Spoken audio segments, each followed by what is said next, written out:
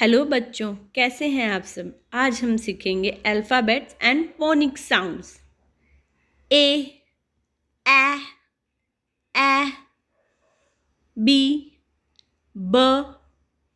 ब, सी, क, डी, ड, ई, ए, एफ,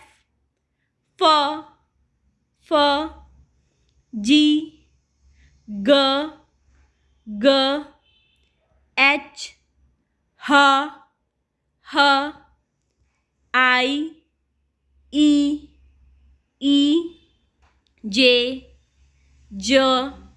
ज, के,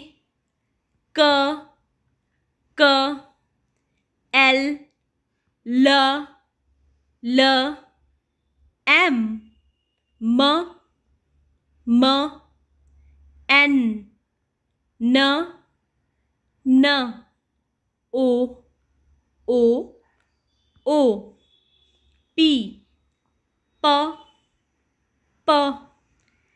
क्यू, क्व, आर, र,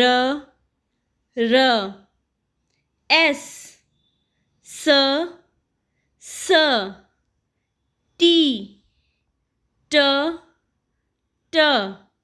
यू, अ,